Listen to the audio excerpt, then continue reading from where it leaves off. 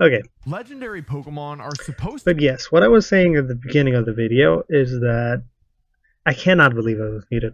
Is that he's going to be talking about 2v2 specifically, which is the competitive format, not 1v1s.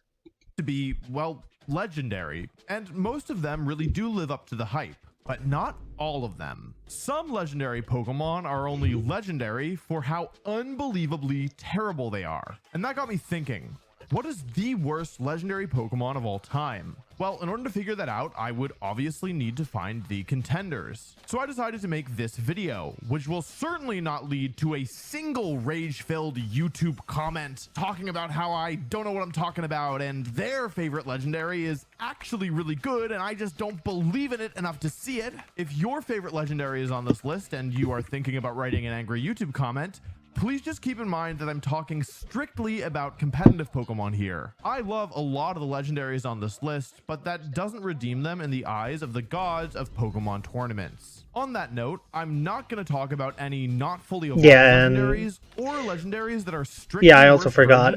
My picks for who I think are going to be like some of the lowest. I thought about Arceus, like, oh, nobody uses Arceus, but no, that's because he's a mythical. I forgot. But, my picks are probably Ho and Lugia, that's for sure. And maybe Rashford and Sekrom are down there. Maybe Mewtwo. Ho and Lugia just seems like the very obvious one. And Mewtwo. Those three just seems like the obvious choices. They just cannot keep up with... I mean, Mewtwo had Mega Mewtwo and stuff, but like still with that, the problem is they couldn't keep up with power creep, and not only that, the bigger problem is that by Gen 3, that like by the time when competitive Pokemon started, that it was either Gen 3 or Gen 4, I think. Kyogre and Groudon were already released, and Kyogre and Groudon are kind of just the poster boys for good legendaries. So like by that point, there was no reason to use Ho and Lugia or Mewtwo because Kyogre and Groudon are out, and they're just like some of the best Pokemon of all time. Like, why would you not use them? So yeah. Of their true forms, and that's because I love Nebby and I would never say anything bad about it. Also, I'm not going to talk about any mythical Pokemon because they're never legal in official competitive tournaments. You're safe for now, Melton. Melton sounds like what I do to my grilled cheese. But you know who isn't safe? Moltres. Coming in at number 8, which is technically the best of the bad Pokemon, Moltres is still, well, not great. I'm talking about exclusively Kanto. Yeah, Moltres sucks. I was talking about this before I realized I was muted, but Fire Flying just fucking sucks. It's just, as a typing, it's awful. Charizard does well, but because, Game Freak just loves Charizard, and they always give him like a bajillion Mega Ultra forms. So that's why. They always give Charizard, special treatment. But yeah, Fire and Flying as a typing sucks. You get like 2 overlapping resistances, which is not good because overlapping your resistances for the most part is not good. You want multiple resistances, not very good ones, just on 1 or 2. You get one good coverage, which is Fire being weak to ground and Flying being immune to ground. But then you get weakness to water, electric, and 4 times weakness to rock, which is the real problem because rock is very common and competitive. Rock Slide is a damn, I'm thinking coverage now. It's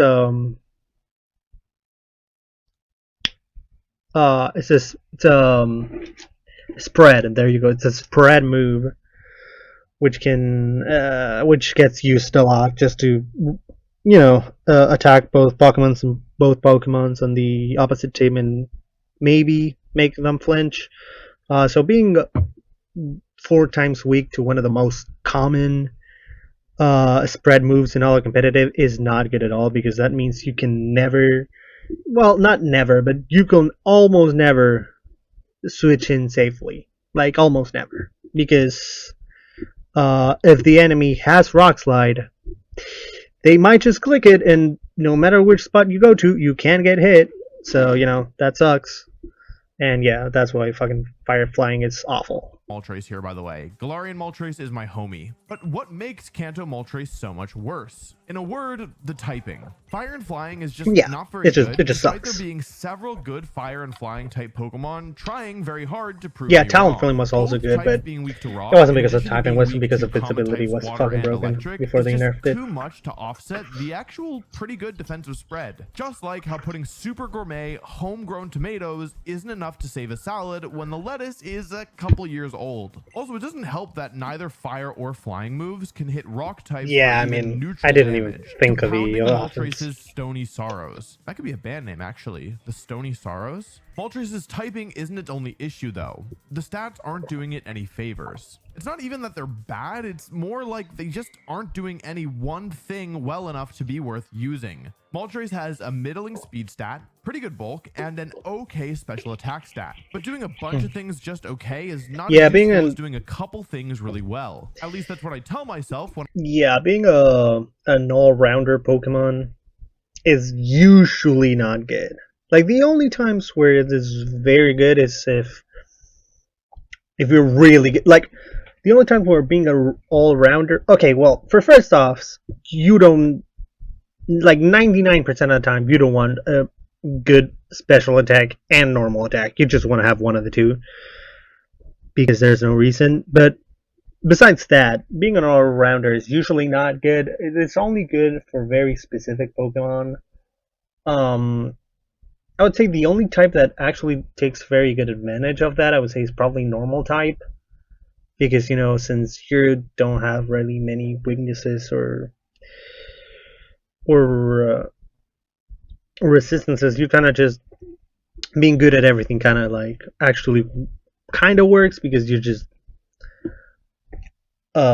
outpace people with your stats. I remember that instead of knowing actually, useful skills, I am instead the best at a video game marketed towards children. But unlike my Pokemon skills, there's nothing exceptional about Moltres' stats. Something unfortunately true for the flaming chicken across the board. Many Pokemon with okay typing and stats are saved by their abilities. And that's actually the case for some of the other fire and flying type Pokemon. Talonflame. Unfortunately, out of all the Pokemon of its type, Moltres has the worst ability. Yeah, pressure. It gets pressure, which, an ability that's borderline useless, as all it does is drain your opponent's PP by one more than normal, and its hidden ability isn't great either.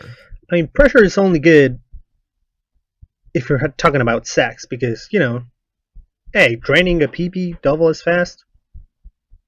I mean, you gotta got some good head game for that, but besides that, yeah, it kind of sucks. It's Flame Body, providing a chance to burn whenever a Pokemon makes Flame Body. Flame Body is not that bad, but like, this is a good ability. Yeah, but it's just is super valuable. He's not tanky. Solar Power, Drought, or Gale Wings, it's a lot worse. Gale Wings especially is so when we consider again Wait, that Moltres' typing. Who's a fire flying that has Drought? Oh, Charizard. I'm stupid. Yeah. Mega Charizard keeping has it alive. Not the easiest mission in the game. Galarian Moltres he's not a bulky signature enough move to called use. Fiery Wrath, which is actually quite good. But Kanto Moltres has no such equivalent. While the moves it learns are overall solid, it doesn't have a good signature attack.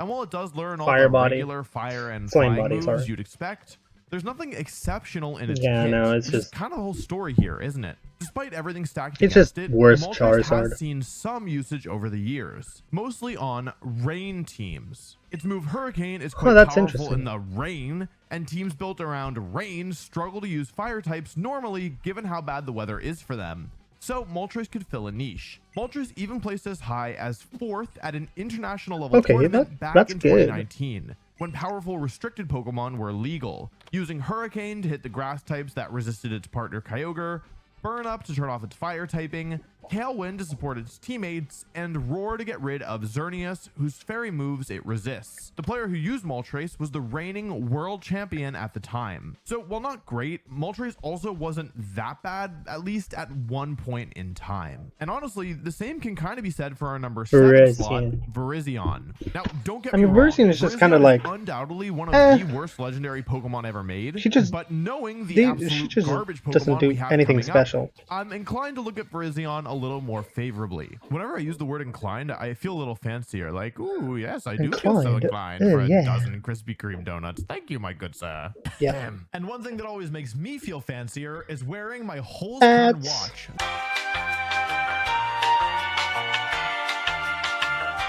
What makes Virizion so bad is similar to Moltres, a cocktail of issues. First, the typing. Grass and fighting is not. Yeah, grass fighting is awful. Yeah, it takes time for the flying, times 2 to bug. Can't hit bug for anything. Doesn't it take times 4 from something else? No, sorry, that's grass bug. And you have 5 weaknesses. Yeah. Though all 6 of your resistances are actually pretty high value. The thing about having a double weakness though is that even relatively weak moves of that type will often take a one-hit KO, making it extremely difficult to keep Virizion alive. This isn't as big a deal when a Pokemon is really frail, because more often than not, being doubly weak or singly weak to a move both result in your Pokemon doing a little disappearing act. But on a Pokemon with more bulk, double weaknesses are a huge liability. To make matters worse, grass and fighting are actually even worse offensively, with flying, bug, and poison type Pokemon resisting both can't hit types. shit. Virizion stats are okay, but they have a major issue. While this wireless provider is reasonably fast, which is to be expected, I guess, and its special bulk is good and physical bulk fine, the offensive stats are abysmal. For a legendary Pokemon especially, this is a joke. Virizion's offenses are almost identical to Girafarig. Wow. What were they thinking? It has worse offensive stats than Pincushion. Wow. A Pincushion is stronger than a legendary Pokemon. That's insane. And this is a massive deal. It's not that every Pokemon needs to be, you know, the centerpiece of the damage buffet. Yeah, I know, but like that you bring to a battle needs to be able to control. Yeah, I mean, it's also awful because it's such a bad defensive typing. Like, if you're gonna go for that, might as well just go for like, okay, let me just hit everything. It's the thing about like, it's what happens with ice types a lot. That ice types, get usually very defensive-minded stats, even though ice as a typing seems to be geared towards offensive play. So if you have a defensive stats for a Pokemon with offensive typing, it just it doesn't go well together. Basically, it doesn't mesh well in some way. Some Pokemon that aren't supposed to be doing damage even contribute a little bit too much. Yeah, fucking Incineroar did. It's just we don't need to talk about Incineroar. Virizion doesn't have the defensive typing or the supporting move pool to work as a support Pokemon, but without being able to do damage itself, it's kind of in a no service zone. Please don't leave me. Also, please check and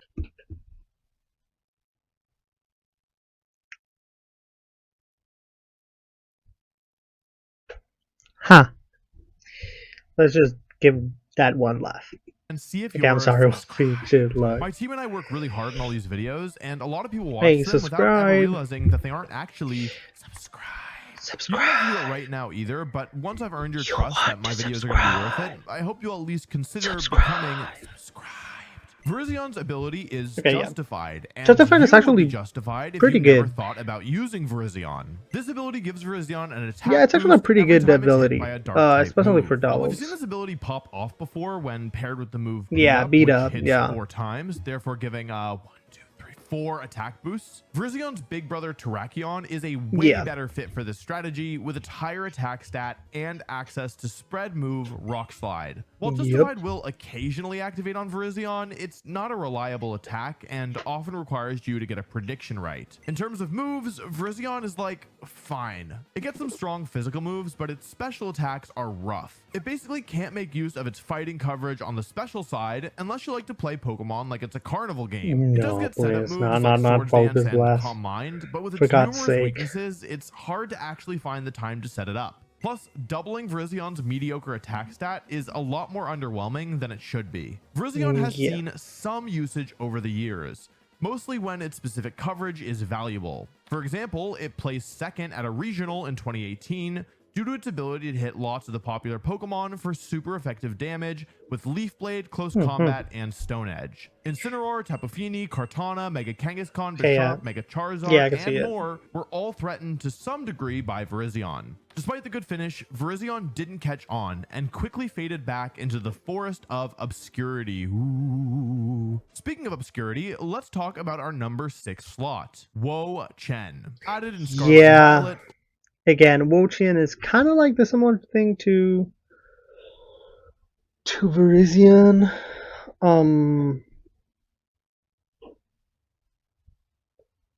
But in the sense that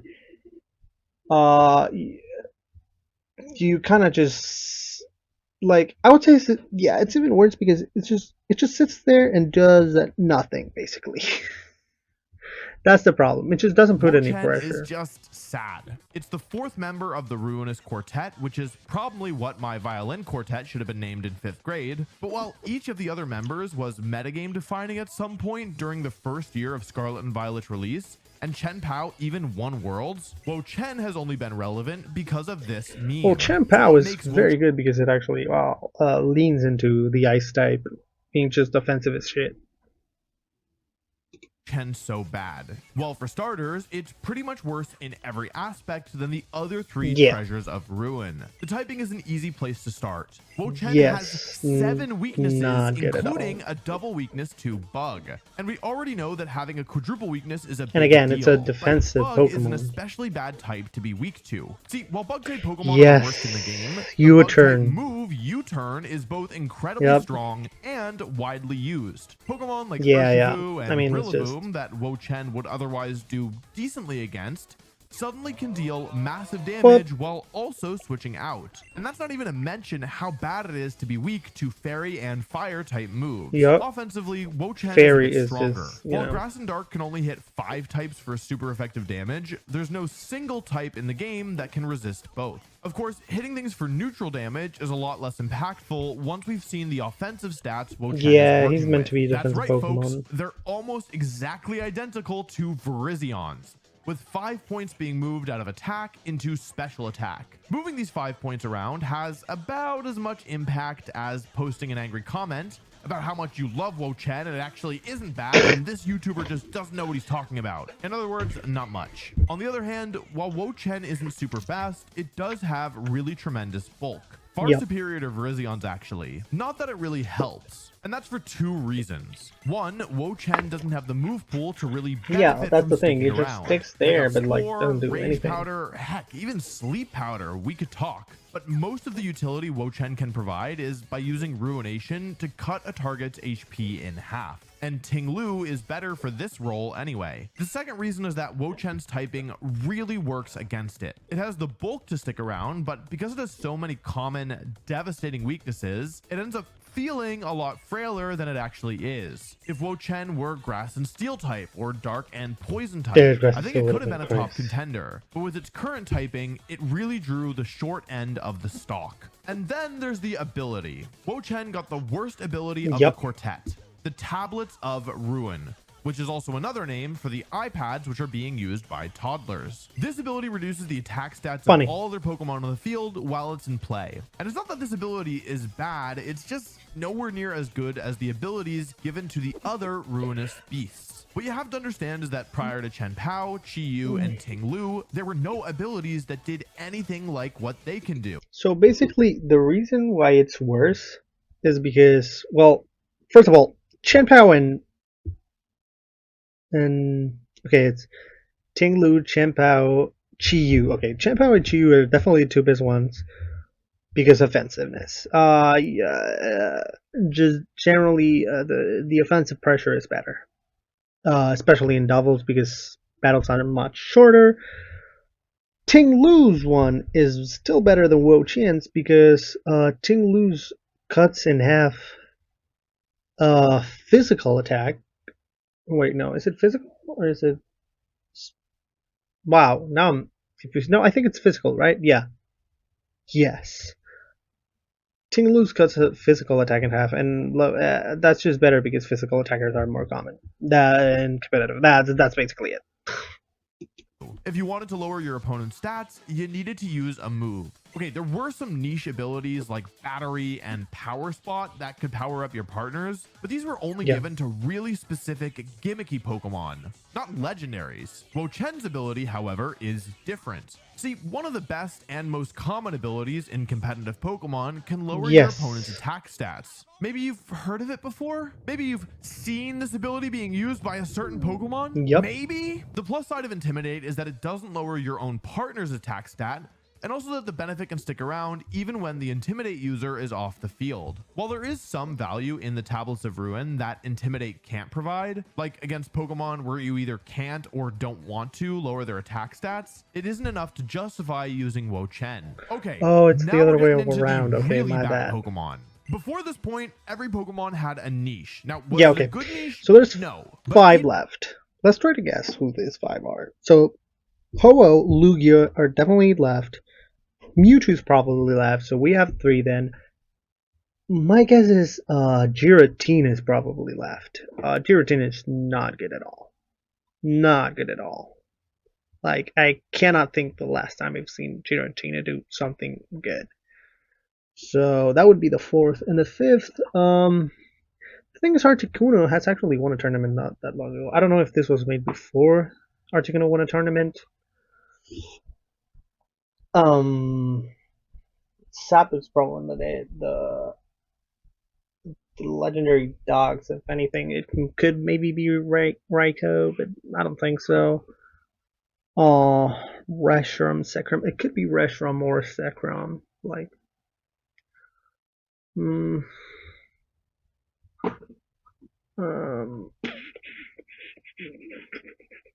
Genesect. Is Genesect allowed in? I don't remember. Is Genesect considered a mythical or? I don't remember right now. Which other legendaries are there that I'm missing that are bad? Hoop is a mythical. I don't know. I'm missing one, but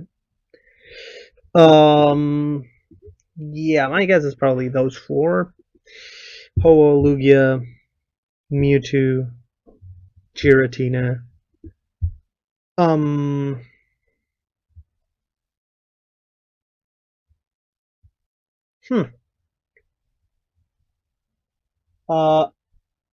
Oh wait, the Reggies. Regice is probably the last one, right? I mean, Regirock's probably better. And Registeel was definitely the best of the 3. So I assume maybe Regice is the last one. Yeah. Regice, let's say it's the legendary Pokemon thus far has had something unique about it. For the Pokemon that follow, not only are they generally not very good Pokemon, they're for the most part inferior versions of other stronger Pokemon. Yeah. Mesprit is our first example, coming in at number 5. Mesprit is a pure psychic type Pokemon I forgot about with that the trio. ability Levitate. And what's fun about that is that Mesprit is one of 4 pure psychic type levitating legendary Pokemon introduced in Diamond and Pearl. Yeah, I mean, Cresselia is definitely the best. Non-legendary psychic type levitators added this gen either. Mesprit is one of the most unfortunate legendary Pokemon of all time because it is in almost every way just a worse version of Cresselia. Yep. See, almost all good psychic type Pokemon fall into one of two categories: support Pokemon or attacker. Supporting psychic type Pokemon focus on their good natural bulk to offset their lack of resistances, and often use non-damaging moves to influence the battle. Offensive psychic types instead try to overwhelm opponents with psychic type damage, and often take advantage of secondary types or coverage moves to supplement their damage output. Mesprit stats put it kind of in the middle of these two categories, which is a really bad thing. It has good bulk and respectable special attack, but it's not great in why? either dimension. Also, But here's because the it's thing. This is what fucks it up. That it's not min-max. Like, you don't need 105 attack, especially in a psychic type Pokemon. A psychic Pokemon, for the most part, like 99% of the time, I'm going to be using special attack. You don't need 105 attack. Like, this could be 55. This attack could be 55, and you would have 50 extra points to put into everything else. Let's say like 20 more HP, 30 more speed, and out of nowhere you have a Pokemon that is fast, bulky, and good special attack. Like, you know, just a consistent damage outputter, you know? But, or even, you know, just dump those, just take away this 50 and just immediately put them in special attack. Out of nowhere, like, Mesprit starts doing ungodly amounts of damage.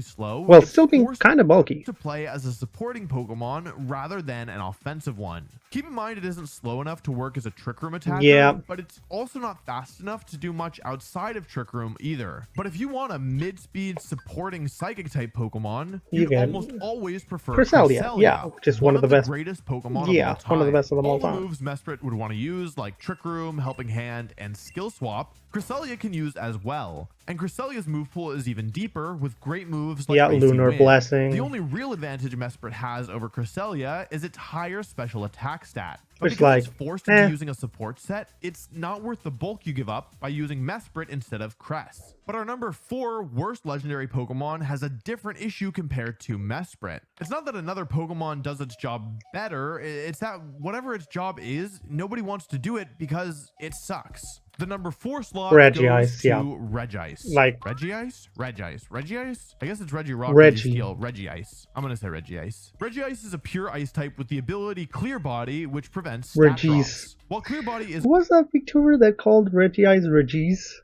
I don't remember who it was, but it was really funny. Who was it? I don't know. But yeah, the problem with Regice is, again, just defensive Pokemon with an awful defensive typing, like... yeah, as he's mentioned in here, Clear Body, like... Why Clear Body? Like, Regice doesn't have, like, won't be, like, setting up a lot, so, like, why the fuck have Clear Body? Like, I don't know. But yeah, just generally it's that. It's just... defensive Pokemon with a bad defensive typing. Like, the typing and the stats don't go together. A great ability on certain Pokemon. Its main use is to prevent attack drops from Intimidate and speed drops from Icy Wind, Electro Web, and Bulldoze. He's a support Pokemon, so like is a slow special attacker. Well, let's just say it's clear that any other ability would body this one.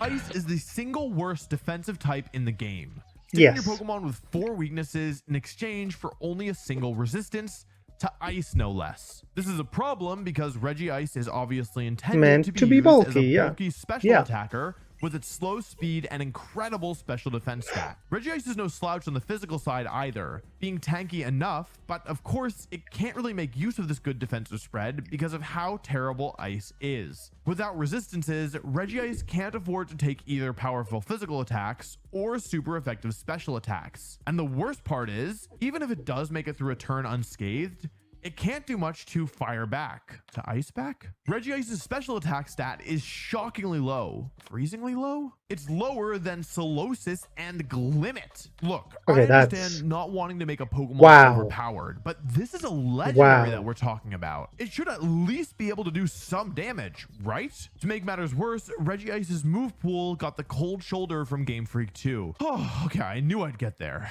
While it learns a bunch of ice moves and a few electric moves too, that's just about it. And unlike the most recent Reggie editions, Regice doesn't get a signature move of its own. Broken. The only good thing I can say about Regice is it might have hope for the future. With the change from hail to snow, yeah, Pokemon got a major buff. Are slowly so much getting so better, that we but saw Articuno, yeah, a Pokemon that would have been on this list for sure if I made it 6 months ago, actually become a major threat. I think Regice has a lot less going for it than Articuno, but hey, you never know. Okay, before we get into our top 3 real garbage Pokemon, I want to do some honorable mentions. Okay. First, the Ultra Beasts. I never knew this, but apparently these Pokemon are legendaries, but maybe this is my bias. I didn't know that. They don't feel like legendaries to me. To me so I'm including them here rather than the main list. The worst Ultra Beasts by far are Guzzlord and Blacephalon. While nearly every other Ultra Beast had some usage at some point, these two were never good. On that note, Silvally. This is technically a legendary Pokemon, but it really doesn't feel that way, and also it's really bad. I almost brought Silvally to Worlds in 2017, and let me just say that I'm very glad that I didn't. You could actually make a case that type Null is better than Silvally, but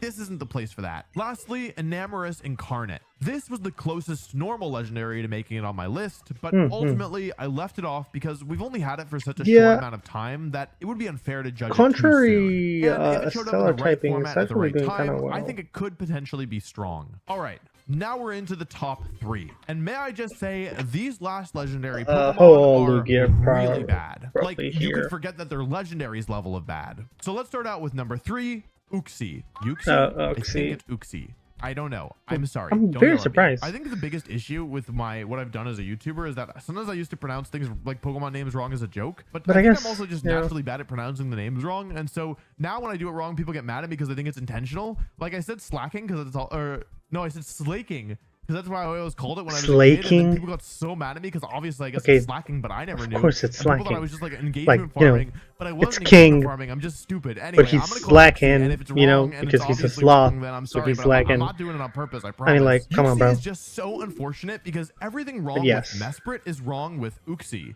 But it's worse. See, Uxie suffers from being Cresselia Jr. syndrome, but the case is even more severe than with Mesprit. And that's because while Mesprit and Uxie have near identical move pools, their stats differ. I told you that Mesprit was stuck between being a defensive supporting type and an offensive sweeper, right? Well, Uxie isn't stuck in the middle. It's very clearly intended to be the defensive member of the Lake Trio. But let's compare Uxie's stats to Cresselia's. Yeah, Uxie's stats are almost strictly worse, and its move pool is also worse. Now, I should mention that I just showed you old Cresselia's stats. In Scarlet and Violet, it had both its defenses reduced by 10. And while this does make Uxie look a little bit better by comparison, that's without considering the buff Cresselia received. Cresselia was given a signature move that heals both itself and its partner by a quarter of their max health, and then removes any status conditions. As you can imagine, this is a net buff to Cresselia, even factoring in the defense drops, and only furthers the gap between Cresselia and Uxie. There's really no reason to use Uxie over Cresselia, and that's part of the reason almost nobody has ever used it. The fact that they're from the same game also means that whenever Uxie is around, Cresselia is likely to be too, which would be Uxie's only hope to be in a game that Cress isn't. And unlike Regice, who has hope for the future, I'm not sure how much there is for Uxie. The main advantage of using a Pokemon like Uxie is the surprise factor. Your opponents won't be as experienced against it. But that's way less of a big deal in modern competitive Pokemon, where tournaments are best 2 out of 3, and we play a format called Open Team Sheet, where the moves, items, and abilities of our Pokemon are given to our opponents before the battle begins. If Uxie had shown up a generation earlier or Cresselia a generation later, things might have been different. But that's not the world we live in. At least Azelf escaped my list for now. Our number 2 worst legendary Pokemon of all time is another Pokemon whose sibling we've already seen. Everybody welcome in Cobalion. I'm actually surprised Cobalion. It's the Iron Will Pokemon, which I assume is because you need an Iron Will and probably lead poisoning to ever want to use it. Anyway, Cobalion is unbelievably terrible, which is messed up because they actually look like they tried with this one. Good typing, some good moves, and then just the dumbest stats you've ever seen. Walt, bring up Cobalion's attacking stats. By the way, there haven't been any restricted, so I don't know if he specifically is leaving out restricted, because I'm surprised, because I feel like restricted restrictions aren't just, if they're not as good, they're in general just worse because the fact of them being restricted means that you can't waste that spot on your team.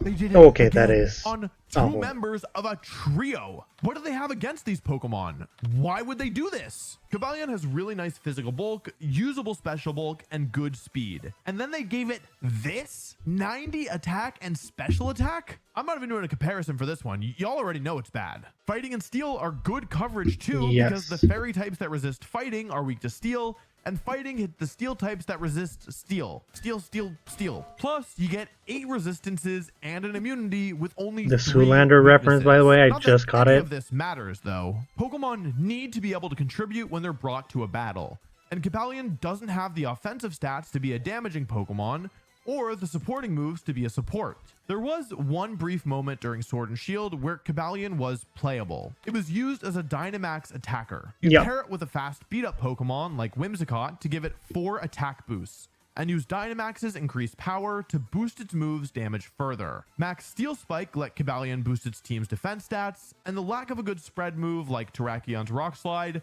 didn't matter as much because all Dynamax moves only hit one Pokemon anyway. This strategy didn't ever really catch on, and it also wasn't actually that good, but it is the only time that I can ever remember Cobalion being used. I don't think that there's any hope for Cobalion going forward, but they did at least give it a Paradox Pokemon that is stronger. I like to think that they were trying to fix their mistakes from the past with Iron Crown. It's just too bad they didn't succeed with Iron Leaves. Sorry, Virizion. Which brings us to the #1 worst legendary Pokemon of all time. And while many of you probably have a Pokemon in mind for the #1 slot, most of you are probably wrong. This Pokemon is so bad that almost everyone watching this video will have wiped it from their memory in order to preserve their sanity, but not me. I knew what I had to do.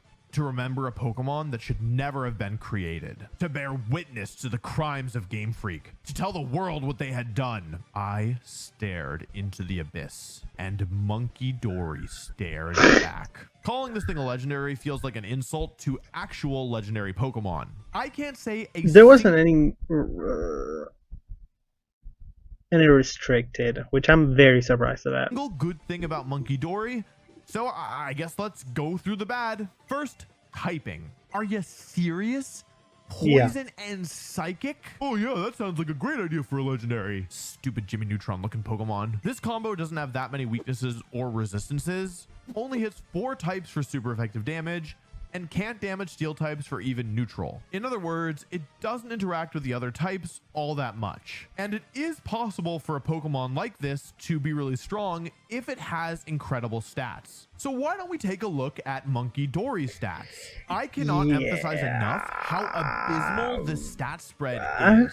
Think about it this way. Pokemon like Virizion and Cobalion are Pokemon that are bad almost entirely because they're lacking just one usable stat in their offenses, despite their other stats being across the board good. Monkey Dory has the opposite problem. It has one good stat, with the rest being all around pretty terrible. First, the bulk. Monkey Dory is both very frail and doesn't have many resistances. And that means that you're going to be forced to run a defensive item on it almost always to ensure that it can actually stay on the field for more than one attack. It is fast, but not fast enough to justify its awful defensive spread. If this were Black and White or X and Y, Monkey Dory might be considered a fast Pokemon, but in Scarlet and Violet, half the Pokemon are track stars. And then we have its special attack, which is good, but not great. It has the same stat as Pokemon like Espeon, Gengar, Glaceon, Magnezone, Pokemon that are strong but not completely overpowered. It's weaker than Fluttermane, but also Pokemon like Poltegeist, which okay. If the other stats were better, that's weird. I'm surprised Poltegeist has more than 130 special attack. It's nowhere near high enough to be Monkey Dory's saving grace. What about the ability? Well, it's got the ability sucks. Toxic Chain, which might poison a foe when Monkey Dory damages it, and Frisk, which reveals the opponent's item. Which also Toxic sucks. Chain is a really Frisk mediocre used to be ability good that's before only Open useful Cheat. on Pheasantipity because it's bulky enough that it gets multiple chances for it to activate. On a frail Pokemon like Monkey Dory, it's way worse. Not to mention that Poison is the least impactful of all the status conditions. If this were Freeze or Sleep or even Burn or Paralysis, it could be different, but Poison? Whatever. Of course, you could always use Frisk to find out the opponent's items. Except, remember I mentioned open team sheets before? Yep. Well, in official tournaments, items are one of the things that you know before the battle starts. In other words, Frisk is one of the worst abilities in the game because it does literally nothing. So I guess Monkey Dory has no choice except to use Toxic Chain. And then there's the moves. What a disaster. Monkey Dory clearly wants to be an offensive Pokemon, which is why it baffles me that they gave it 2 incredible supporting moves. Fake Out and Parting Shot are those are very good. moves that may seem a little familiar, but Monkey Dory is awful at using them. Fake Out stops the target from moving, but requires the user to switch out and in again in order to use the move again. And Parting Shot lowers the target's offensive stats and then switches the user out. Yeah, the problem is those are moves for bulky Pokemon. Using them is tanky enough to switch in multiple times per battle. Something we've established that Monkey Dory absolutely cannot do. Okay, well, what about its offensive moves? Well, it gets Psychic and Sludge Bomb, of course, and then, oh, that's like it. I guess if you want to hit Steel types, you could run Focus Blast, but it's not like that's actually gonna work, huh? Okay, but there has to be something redeeming about Monkey Dory, right? Something I've been saving to give all the monkey heads watching this hope? Nope. That's why it's #1 on the list, baby. Bye-bye. Damn. Hola, me llamo Catalina Carlesi, mejor conocida como We got fucking beta, dude.